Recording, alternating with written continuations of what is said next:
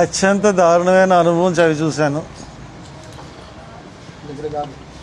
అంటే police department ఒక MP అయినట్టు నన్ను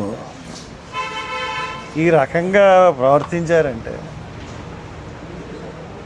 ఇంకే ఈ రాష్ట్రంలో శాంతి భద్రతలు ఎక్కడ ఉన్నాయి? ఈ రాష్ట్రంలో అసలు పాలన ఏంటి? బ్రిటిష్ పాలన కన్నా దారుణమైన పాలన.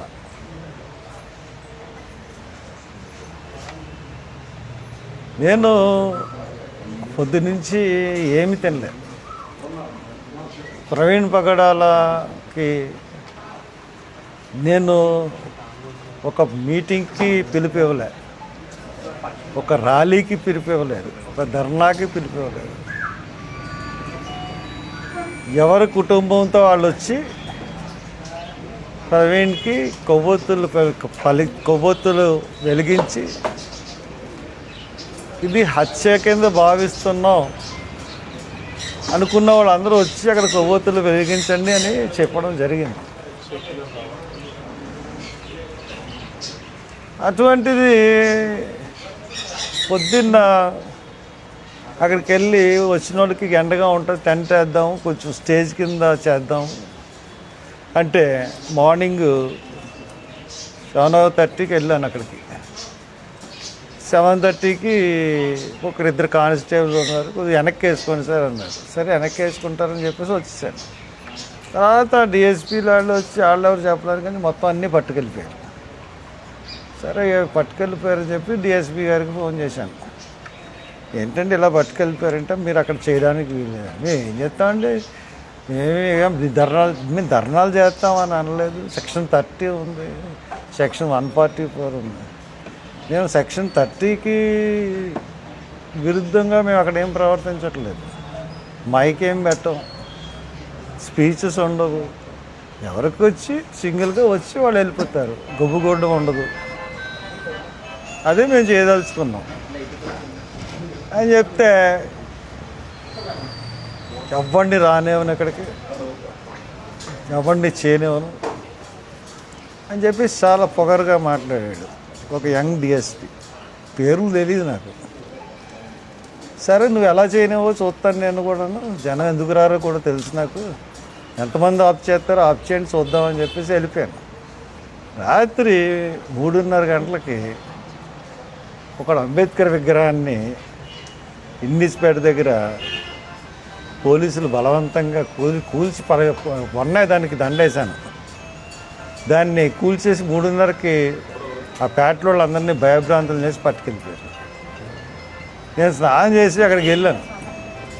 అక్కడికి వెళ్ళి వాళ్ళు పోలీసులతో 2 టౌన్ సిఐ అని పిలిచి మాట్లాడి మీరు చేస్తున్నది తప్పు, మీరు ఎందుకు పట్టుకెళ్ళిపోయారు రాత్రి, మంచి పద్ధతి కాదు ఇది, ఇంకో ప్లేస్ చూపించండి వాళ్ళు పెట్టుకుంటారు అని చెప్తే అలాగేనండి చూపిస్తామని అన్నారు. అక్కడ వాళ్ళందరూ పెట్రోల్ వేసుకుని కాల్చుకున్నాను కూడా సిద్ధపడిన పరిస్థితులను సమన్వయపరిచి నేను వచ్చాను. వచ్చిన తర్వాత అక్కడ పోలీసులు ఎప్పుడైతే ఎందుకు అంత పోలీసులో నాకు అర్థం అవ్వలేదు. సరే శాంతి భద్రతలకి పోనీ ట్రాఫిక్కి చేశారంటే అర్థం చేసుకున్నాను. సరే వాళ్ళు పెడతామన్న చోటకి మేము ఇంక మళ్ళీ వెళ్ళలేదు, వాళ్ళు అబ్జెక్ట్ చేస్తున్న చోటకి. మేము ఇక్కడ అక్కడ ప్రకృతి వేదిక ఉంది కదా, అక్కడ పెట్టుకుందాం అని చెప్పేసి అనుకుని లాస్ట్గా ఒకసారి వెళ్దాము అడుగుదాము, అక్కడ పర్మిషన్ ఇస్తారేమో, ఒక టేబుల్ వేసుకుని కొవ్వొత్తి పెడదామని వెళ్ళాను. వెళ్ళేటడుగు పొలం అంటే వచ్చేసారు. కారు దిగలేదు నేను, ఎందుకంటే కారు దిగితే వాళ్ళు నేను తోసానంటారు, చేశానంటారు, రకరకాల కేసులు పెడతారు. ఇంతకుముందు కూడా కారు దిగపోయినా కూడా కేసులు పెట్టారు. పోలీసులు సంగతి తెలుసు కానీ కారు దిగలేదు. కారు దిగపోతే వాళ్ళు నా కారు ఎక్కడానికి ప్రయత్నించారు. నేను డ్రైవింగ్ సీట్లోకి వచ్చాను. నన్ను డ్రైవింగ్ సీట్లోకి నుంచి లాగడానికి పోలీసులు 100 మంది పోలీసులు, కారులోంచి దించడానికి 15 నిమిషాలు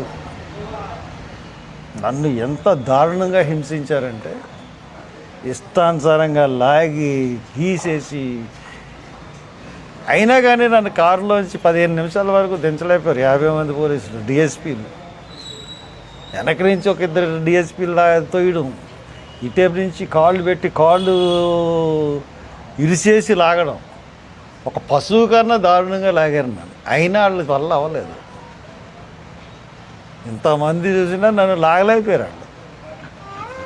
సరే 15 నిమిషాల తర్వాత అంతమందిని ఇంతసేపు నేను ఒక్కడిని ప్రొటెక్ట్ చేయగలను. ఒక్కోడు అంబోతుల్లో ఉన్నారు. సరే 15 నిమిషాల తర్వాత నన్ను ఎత్తుకుని తీసుకెళ్ళి ఆ జీప్లో కూర్చోబెట్టి చెరుకు పక్కన పోలీసులు తీసుకున్నారు. అప్పటికి 3:45, 10 నిమిషాల దాకా 4 అవి ఉంటుంది. ఇంకా అక్కడ మొదలుకునండి రాజానగరం వరకు తీసుకెళ్ళారు. అక్కడి నుంచి మళ్ళీ వేమగిరి వరకు తీసుకెళ్ళారు. మళ్ళీ వేమగిరి నుంచి మళ్ళీ రాజానగరం వైపు తీసుకెళ్ళారు. మళ్ళీ లాలాచెరువు వచ్చి మళ్ళీ బొమ్మూరు నుంచి మళ్ళీ తిప్పి మళ్ళీ లోనకు తీసుకెళ్ళి అక్కడ దివాన్ చెరువు ఎదురుకుండా రోడ్డు ఉంటే ఆ రోడ్డు నిర్మానుష్యం, ఎవ్వరు లేరు. అన్నీ చుట్టూ పొదలు. ఏవో అక్కడ ఏంటంటే మన హాస్పిటల్ ఒకటి ఉంది, శ్రీనివాస్ అనుకుంటా, గూడూరు శ్రీనివాస్ గారి హాస్పిటల్ వెనకాల అసలు నివాసాలు కానీ ఏం లేవు. ఒక నిర్మానుష్య ప్రదేశానికి తీసుకెళ్ళి 3 జీపులు అక్కడ దించారు. దించి అక్కడ 2 గంటలు ఉంచారు. ఏమంటే నేను పారిపోతే కాల్ చేద్దాం అనుకుంటున్నారా అని ఎటకారాలు కూడా ఆడాను. ఏం చేయమండి, మాకు ఇన్స్ట్రక్షన్స్ అండి. నిమిషానికి ఫోనే. మరి ఎస్పీ గాడో ఐజీ గాడో తెలియదు, కానీ ఎస్పీ గాడేమో ఐజీ గాడేమో తెలియదు, కానీ నిమిషానికి ఇన్స్ట్రక్షన్. మరి డిఎస్పీలో అమ్మ ఇదేమీ సార్, నేను ఇక్కడ ఏమన్నా నేరం చేశానా, ఎవరన్నా అడ్డుకున్నానా, ఏమన్నా చేశానా అంటే నాకు ఒళ్ళు మండి గాడ్ అంటున్నాను. యథవలం బ్రిటిష్ వీళ్ళు సీఏలో మాట్లాడుకున్నారు. బ్రిటిష్ వాళ్ళ కాలంలో కూడా ఇంత హెరాస్మెంట్ మన స్వాతంత్ర సమరయోధులు అనుభవించి ఉంటారండి అని అనుకుంటారు వాళ్ళు.